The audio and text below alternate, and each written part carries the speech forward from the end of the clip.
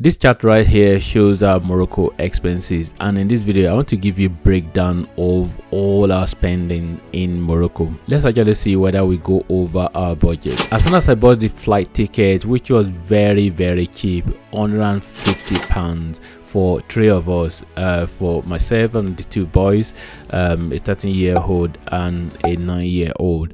And at that time, as soon as I bought the flight ticket, I thought, let me actually have a budget. So I had a budget of £500, and that goes for the flight ticket, the accommodation, and the food. And that was for just 4 days, well actually 3 nights.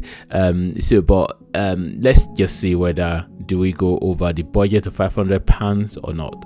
So for that period when we travel, I have the conversion rate for Moroccan dirham, for British pounds, US dollar, Ghana cedi, and Nigerian naira. After the flight ticket, the next expenses is accommodation. As you can imagine, accommodation is really very important because you need a place to sleep.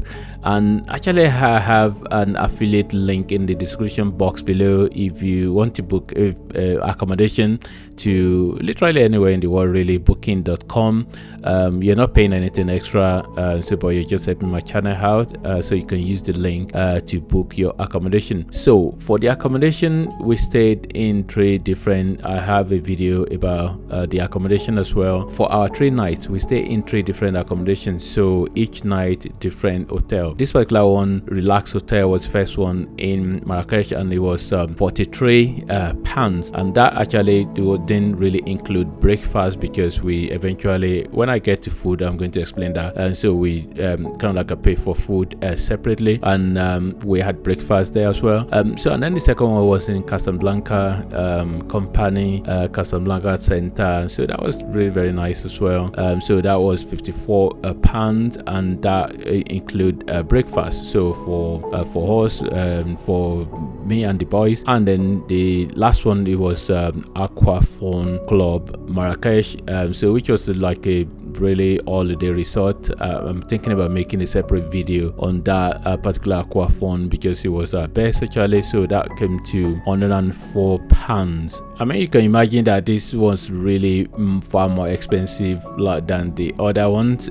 So I mean, it's just because of a whole lot of extras in that particular hotel in terms of a proper holiday resort, and their food was really very nice as well, and a lot of activity that they got. If you're in Morocco on holiday or anywhere at all on holiday, definitely you might have to move around a lot in terms of exploring. So we were on the road most of the time actually, and this right here is all our expenses for transportation just around Marrakesh and Casablanca. We went on the train, we went on the bus, we went on taxis. Well, taxis most of the time. Actually, this one right here is the bus.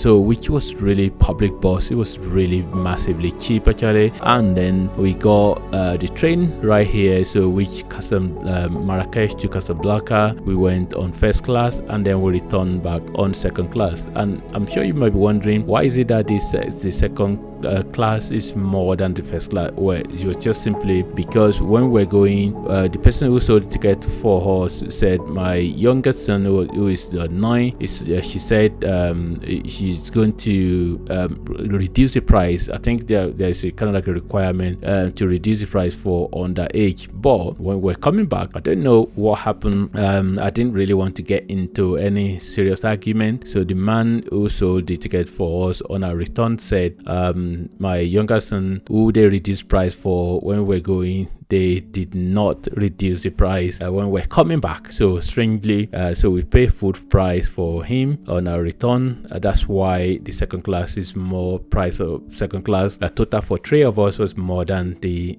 first class. And then obviously, so moving around a lot, so no Uber or Bolt. It was just taxi, normal taxi, so which was really very nice as well.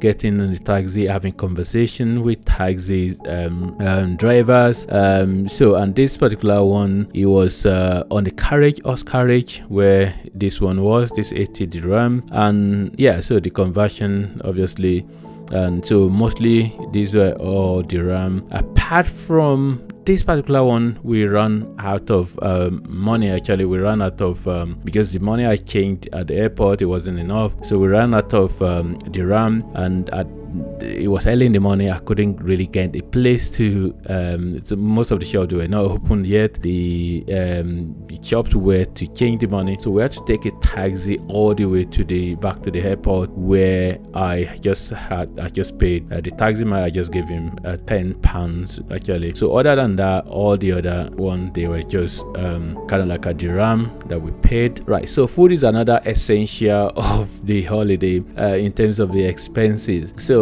definitely we had breakfast all the mornings that we still had breakfast at the hotels. And so this is one I was talking about earlier on at the Relax Hotel, which the price of the hotel, it didn't really include breakfast. Where I think it was my fault, because I don't know what the mistake I made in the booking. I didn't include the one that had breakfast. So but anyway, so we then paid 60 dirham for myself and my older son, and the younger son, so he was free.